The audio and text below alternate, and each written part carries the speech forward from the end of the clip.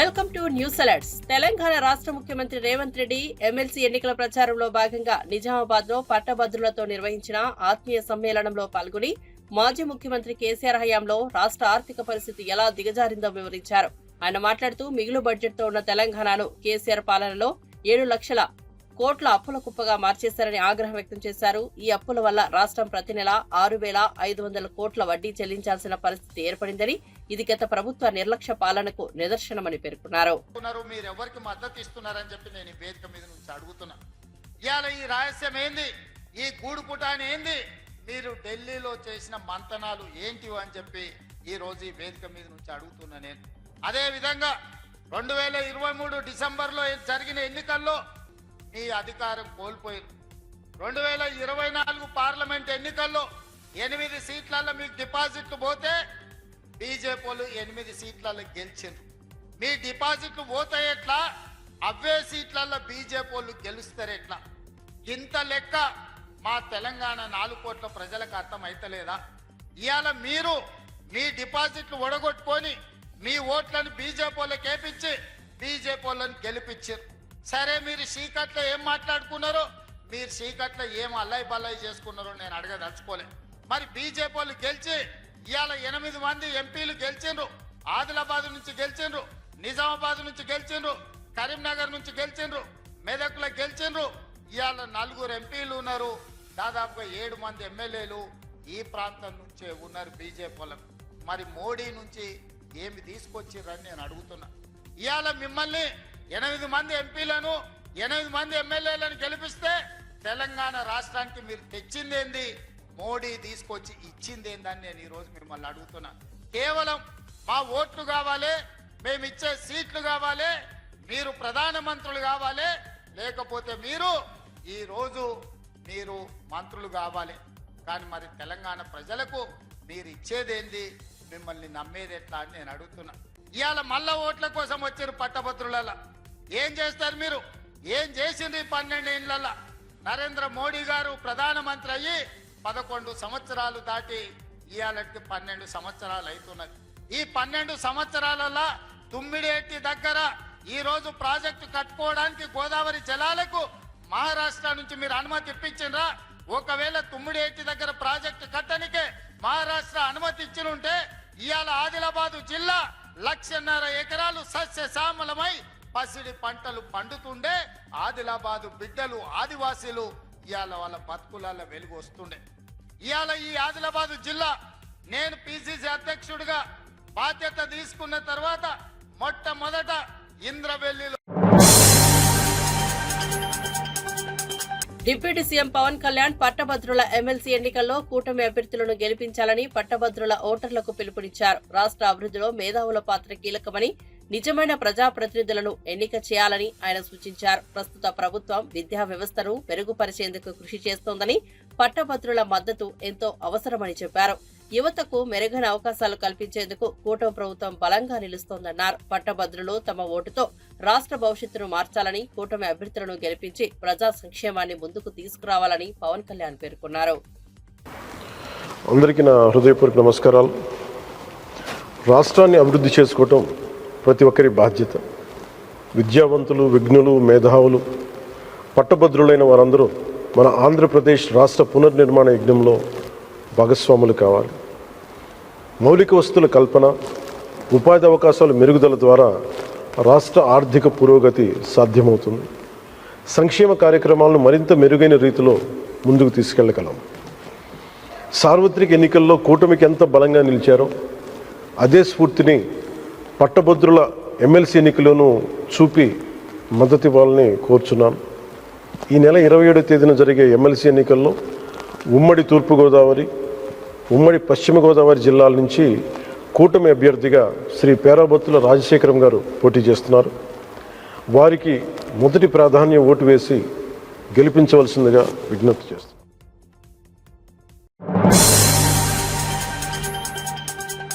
తెలంగాణ రాష్ట్రంలో ఎమ్మెల్సీ ఎన్నికల సమరంలో బీజేపీ తన వ్యూహాన్ని స్పష్టంగా ప్రకటించింది. బీజేపీ రాష్ట్ర అధ్యక్షుడు కేంద్ర మంత్రి కిషన్ రెడ్డి మాట్లాడుతూ ఎమ్మెల్సీ ఎన్నికల్లో బీజేపీ 3 స్థానాల్లో పోటీ చేస్తోందని తెలిపారు. కిషన్ రెడ్డి మాట్లాడుతూ 1960 నుండి బీజేపీ పట్టభద్రుల టీచర్ ఎమ్మెల్సీ ఎన్నికల్లో పోటీ చేస్తూ వస్తోందని పేర్కొన్నారు. ఇది పార్టీకి కొత్త పోటీ కాదని, గత అనుభవంతో ఈ ఎన్నికల్లో విజయంపై పూర్తి విశ్వాసం ఉందని తెలిపారు. అలాగే ఈసారి బీజేపీ 3 స్థానాల్లో గెలిచే అవకాశం ఉందని విశ్వాసం వ్యక్తం చేశారు కిషన్ రెడ్డి. తెలంగాణ సీఎం రేవంత్ రెడ్డి ప్రచారాన్ని తప్పుపట్టారు. ఆయన అనుకోకుండా ప్రచారానికి వచ్చారని, ఎవరి కోసం వచ్చారో, ఎవరి ఒత్తిడితో వచ్చారో తెలియదంటూ వ్యంగ్యంగా ప్రశ్నించారు.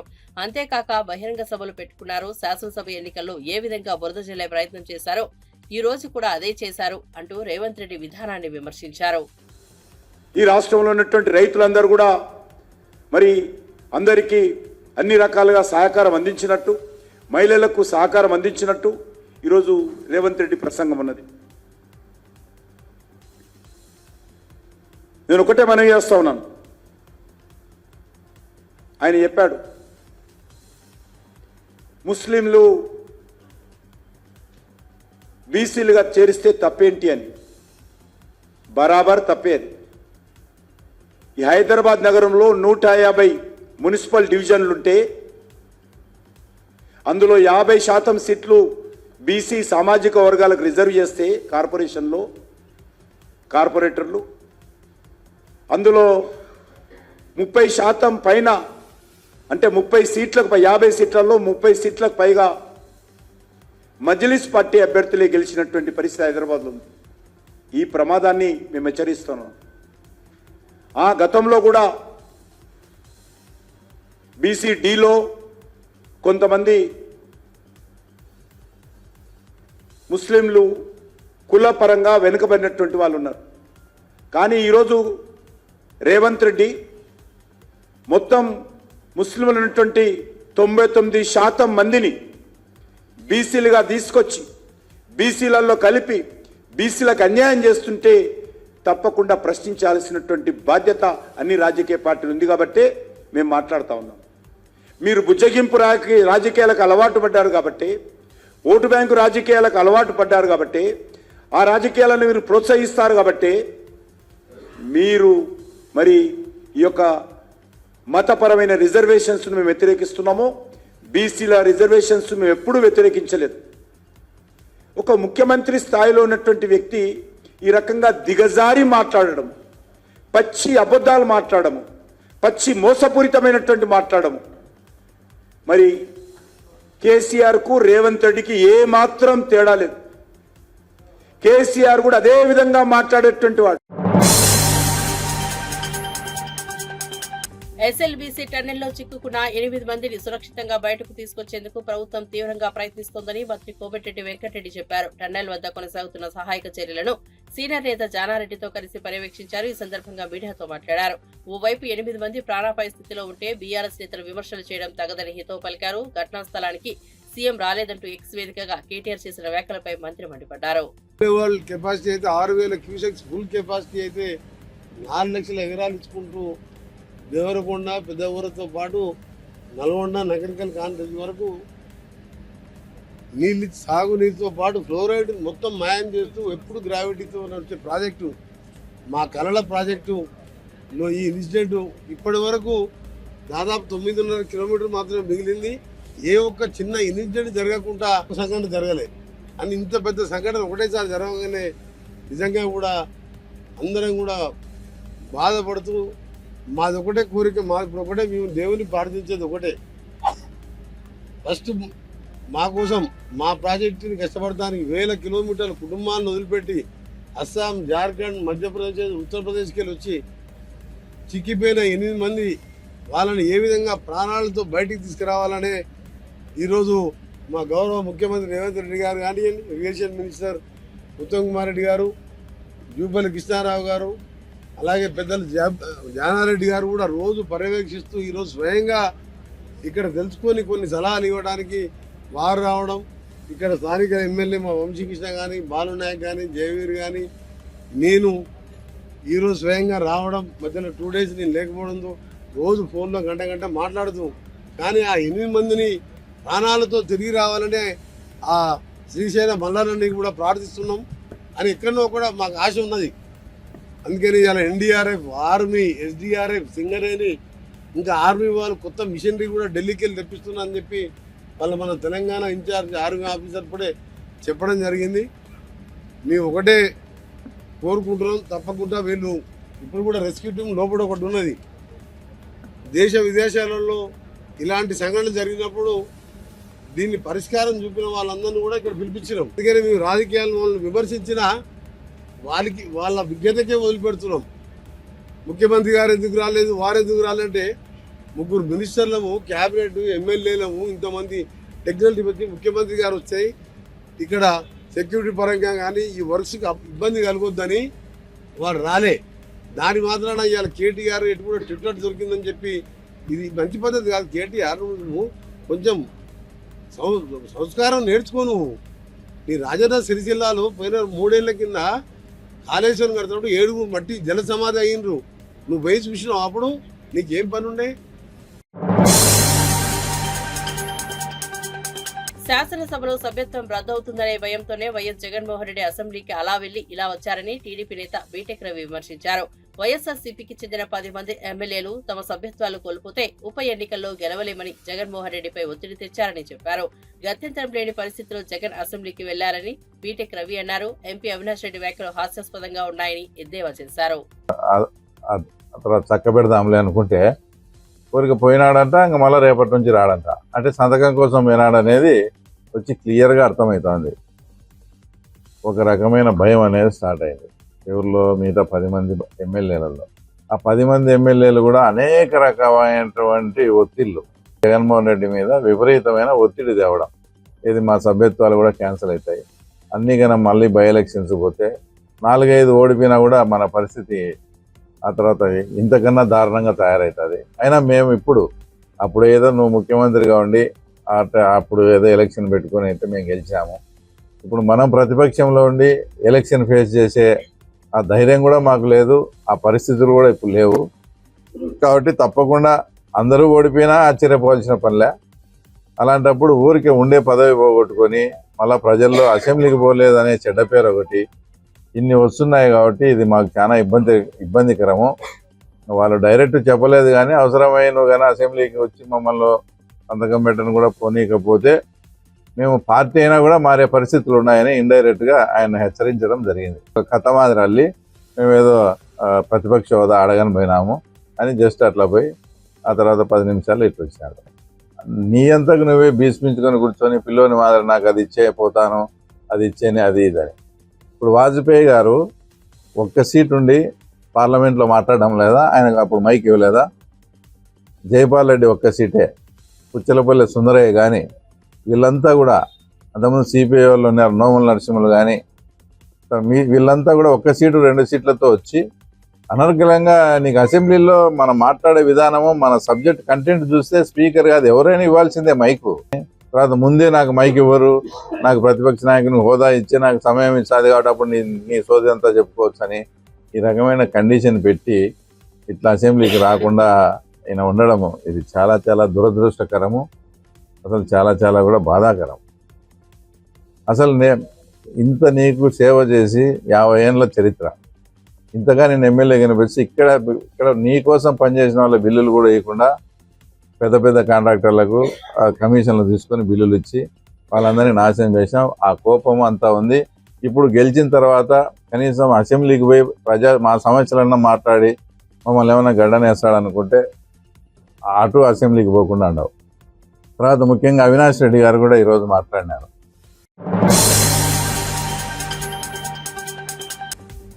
మాజీ మంత్రి రోజా డిప్యూటీ సీఎం పవన్ కళ్యాణ్ పై తీవ్ర విమర్శలు చేశారు. రష్యా అల్లుడు కదా, జర్మనీ గురించి బాగా తెలిసి ఉంటుంది, కానీ ఆంధ్రప్రదేశ్ లో ఏం జరుగుతుందో తెలియకపోవడం బాధాకరమంటూ సెటైర్లు వేశారు. అంతేకాదు 11 సీట్లను ఎక్కిరించే మీరు జగన్ కు ప్రతిపక్ష హోదా ఇచ్చేందుకు ఎందుకు భయపడుతున్నారని ప్రశ్నించారు. ప్రతిపక్ష హోదా ఇస్తే జగన్ అసెంబ్లీలో పాల్గొంటారని, అప్పటి వరకు జరిగిన తప్పులన్నీ నిరూపించాలని అధికార పార్టీకి సవాల్ విసిరారు.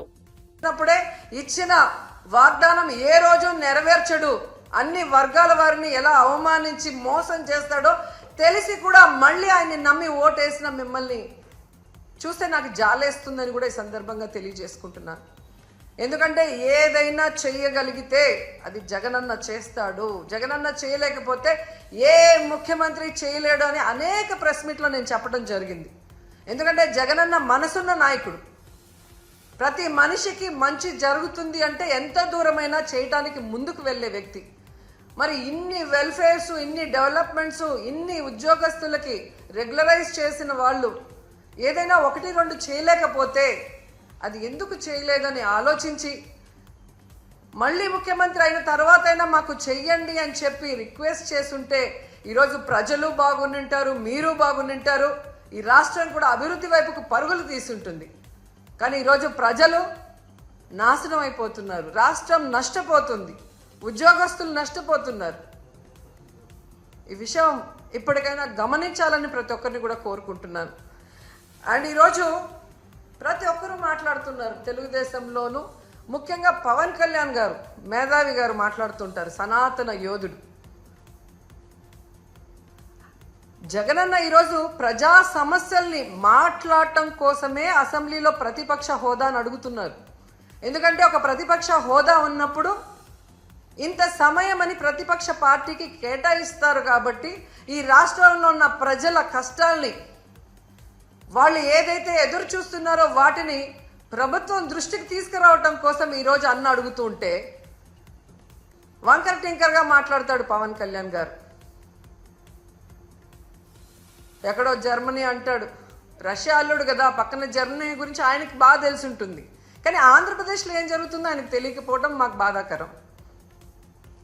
నేను హైయెస్ట్ సీట్స్ గెలుచుకున్నాను కాబట్టి అసలు ప్రతిపక్ష హోదా నాకుండాలి అన్నాడు. సంతోషం, నువ్వు ప్రతిపక్ష నాయకుడిగా ఉండి చంద్రబాబు నాయుడు చేసే తప్పుల్ని నిలదీస్తాను, ప్రజల పక్షాన ఉండి పోరాటం చేస్తాను అంటే వెంటనే మీ డిప్యూటీ సీఎం పోస్టుకి రాజీనామా చేసి ప్రతిపక్ష హోదా తీసుకొని ఎదురుగా కూర్చొని ఆయన చేసే తప్పుల్ని ఎత్తి చూపించండి.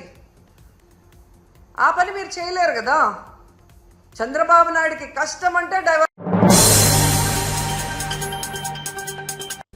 మిర్చి రైతుల సమస్యలపై ఎమ్మెల్సీ కల్వకుంట్ల కవిత తీవ్రంగా స్పందించారు. ఏపీ సీఎం చంద్రబాబును చూసి నేర్చుకోండి, ఢిల్లీ వెళ్లి రైతుల కోసం మాట్లాడండి, మిర్చి రైతులకు మద్దతు ధర 25,000 వచ్చేలా చేయండి అంటూ వైసీపీ ప్రభుత్వాన్ని ఉద్దేశించి వ్యాఖ్యానించారు. రైతుల కష్టాలను పట్టించుకోవాల్సిన ప్రభుత్వం ఎందుకు మౌనంగా పాటిస్తోందని ఆమె ప్రశ్నించారు. కేంద్రాన్ని ఒప్పించి తగిన సహాయం తీసుకురావాలని డిమాండ్ చేశారు. మిర్చి రైతుల భవిష్యత్తును రక్షించేందుకు సమర్థవంతమైన చర్యలు తీసుకోవాలని ఎమ్మెల్సీ కవిత స్పష్టం చేశారు. పంట సాగు చేయాలంటే 2 లక్షల రూపాయలు అవుతుంది. కనీసం మిర్చి పంట తెంపాలంటే కూడా, ఖాతాకొచ్చింది తెంపాలంటే కూడా కిలో 15 రూపాయలు పట్టుకున్నా కూడా 40-50 వేలు మినిమం అయ్యేటటువంటి పరిస్థితి ఉన్నది. మరి అటువంటి పరిస్థితులలో మన గిట్టుబాటు కాని ధరకు అమ్ముడైతే చాలా ఇబ్బందికరంగా ఉంటది. కాబట్టి ప్రభుత్వం తక్షణమే చర్యలు తీసుకోవాలని చెప్పి నేను కోరుతా ఉన్నాను. ఇవాళ మీకు తెలిసి ఇక్కడ చాలా మంది మీరు ఇక్కడ లోకల్లోనే ఉన్నారు. ఇక్కడ లోకల్లో మీ నాయకుడు వేం నరేందర్ రెడ్డి అని ఉన్నాడు, తెలుసా? మరి ఆయన మొత్తం పొద్దుగాల నుండి సాయంత్రం దాకా ముఖ్యమంత్రి చుట్టూ తిరుగుతుంటాడు. అన్ని ఫోటోలలో ఏ ఫోటోలు చూసినా ఆయనే కనబడుతుంటాడు. ఎంత అనుబంధం అంటే వాళ్ళది. ఓటుకు నోటు కేసులో కూడా A1, A2, A3 మీ కే సముద్రం పేరు మొత్తం జెండా ఎగురుతుంది అంటదా, అవునా కాదా? అయినా మన కే సముద్రం మిర్చి రైతుల కష్టం చెప్పడానికి వేం నరేందర్ రెడ్డికి ఒక్క నిమిషం దొరుకుతలేదా? మీరు ఆ విషయం ఆలోచించాలి.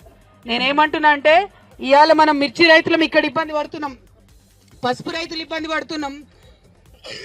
గా టనల్ల ముఖ్యమంత్రి సొంత జిల్లాల గా టనల్ కూలిపోయి ఇరిగేషన్ ప్రాజెక్ట్ చేయరాక వీళ్లకు 8 మంది కూలీలు ఇరుక్కపోయి ఉన్నారు. అక్కడ వాళ్ళు ఇబ్బంది పడుతున్నారు. ఇవి ఏమి చూడకుండా ఏం చేస్తుండు ముఖ్యమంత్రి గారు? ఎలక్షన్ ప్రచారానికి పోయిండట నిజామాబాద్ కు. ఇక నేను ఏడవాలనా నవ్వాలనా, మన ఏదో పని పాత్ర పెట్టి జాతర పోయింది అన్నట్టు ఉన్నది కథ అన్నట్టు. అట్లా కాకుండా ముఖ్యమంత్రి గారు నేను డిమాండ్ చేసేది ఒక్కటే, ఖచ్చితంగా ఎట్ ఎనీ కాస్ట్ మీరేం చేస్తారో మాకు తెలియదు, పసుపుకు మద్దతు ధర ఇవ్వాలి, మిర్చికి మద్దతు ధర ఇవ్వాలి. దానికోసం ముఖ్యమంత్రి రెడ్డి గారు ప్రయత్నం చేయాలి, రేవంత్ రెడ్డి గారు అని మీ అందరి తరఫున నేను డిమాండ్ చేస్తా ఉన్నా. మరి మీరందరూ కేసీఆర్ గారిని గుర్తు చేసిరు ఇప్పటిదాకా. వారు ఉన్నప్పుడే, వారు నీళ్ళు ఇచ్చినప్పుడే మాకంతా కూడా బరకత్ అయింది, పంటలు వండింది. ఇవాళ వాగెండిపోయిన పరిస్థితి ఉన్నది. ఇక్కడ మనకు నీళ్ళు ఇచ్చేటటువంటి తెలియలేదు ఈ ప్రభుత్వానికి. పక్కపొంటి విలేజ్ లో కూడా నీళ్ళు రాని పరిస్థితి. ఎందుకోసమో తెలుసా? ఒక్కసారి వినాలి మీరు. కేసీఆర్ కట్టిన కాళేశ్వరం కూలిపోయిందని చెప్పడానికి నీళ్లు బంద్ పెట్టిండు ముఖ్యమంత్రి, ఉట్టిగానే కచ్చతోని కేసీఆర్ మీద. అదే పోయిన సంవత్సరం నీళ్లు ఇక 3 లక్షల ఎకరాలు ఎండబెట్టింది ఇక్కడ. ఈ సంవత్సరం ఏప్రిల్ 1వ వారంలో నీళ్లు ఇయ్యాలని కూడా ఈ సందర్భంగా నేను ముఖ్యమంత్రి గారిని డిమాండ్ చేస్తున్నా. రైతన్నలందరూ కూడా తెలియజేస్తున్నా, మీ తరఫున పోరాటం చేయడానికి కేసీఆర్ సైనికులు మేమందరం కూడా ఉన్నాం. మీరు రంది పెట్టుకోవద్దు, ఖచ్చితంగా పోరాటం చేద్దాం. Thank you. జై తెలంగాణ. మహాశివరాత్రి పర్వదినాన్ని పురస్కరించుకుని అనకాపల్లి జిల్లా నక్కపల్లి మండలం చిన్నదొండిగల్లుకు చెందిన సూక్ష్మ కళాకారుడు డాక్టర్ గట్టెం వెంకటేష్ పెన్సిల్ మొనపై మహాశివుని రూపాన్ని అద్భుతంగా మలిచారు. దాదాపు 10 ఏళ్లుగా ఆయన సూక్ష్మ కళాకారుడుగా రాణిస్తున్నారు. ఈ క్రమంలో వందల సంఖ్యలో సుందర ఆకృతులను వివిధ వస్తువులపై మలిచారు. తాజాగా 10 గంటల పాటు శ్రమించి పెన్సిల్ మొనపై 8 మిల్లీమీటర్ల వెడల్పు 18 మిల్లీమీటర్ల పొడవుతో మహాశివుడు తాండవం రూపాన్ని తీర్చిదిద్దారు. పరమేశ్వరుని సూక్ష్మ కళాఖండం విశేషంగా ఆకట్టుకుంటోంది.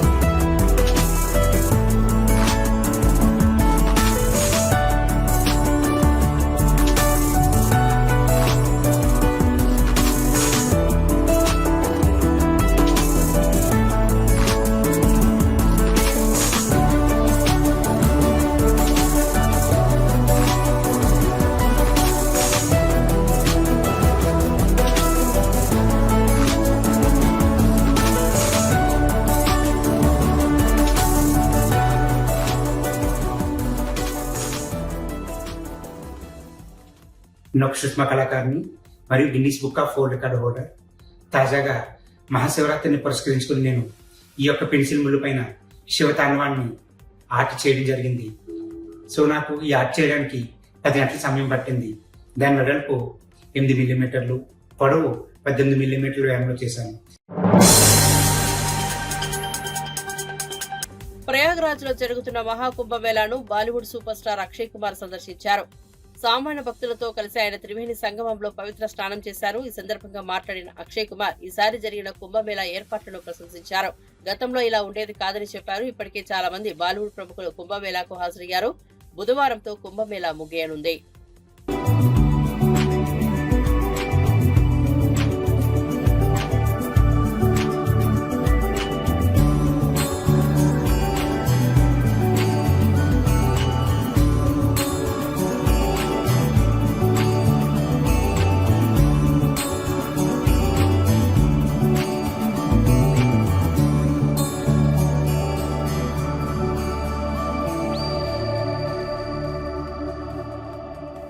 बहुत ही मजा आया, बहुत बढ़िया इंतजाम है, बहुत अच्छी तरह मतलब यहाँ के सीएम साहब योगी साहब का बहुत बहुत धन्यवाद करते हैं कि इतना अच्छा इंतजाम कर रखा है। मुझे अभी भी याद है 2019 में जब पिछला कुंभ हुआ था तो लोग गठरी लेके आते थे। अब तो इस वक्त तो सब बड़े बड़े लोग आ रहे हैं, अंबानी आ रहे हैं, अडानी आ रहे हैं, बड़े बड़े एक्टर आ रहे हैं, सब आ रहे हैं। तो ये इसे कहते हैं मतलब किस हिसाब से महाकुंभ ये इंतजाम किया हुआ है, ये बहुत ही बढ़िया है। और मैं सारे ही जितने भी पुलिस वाले हैं, जितने भी वर्कर हैं, जिन्होंने सबका इतना ध्यान रखा है, उनका हाथ जोड़ के बहुत बहुत धन्यवाद करना चाहता हूँ। बहुत बहुत ఉత్తరప్రదేశ్లోని ప్రయాగ్రాజ్లో మహాకుంభమేళా వైభవంగా కొనసాగుతోంది. కుంభమేళాలో బాలీవుడ్ నటి కత్రినా కైఫ్ తన కుటుంబ సభ్యులతో కలిసి పుణ్యస్నానం ఆచరించారు. ఈ సందర్భంగా భక్తులు ఆమెను చూసేందుకు సెల్ఫీలు దిగేందుకు ఎగబడ్డారు.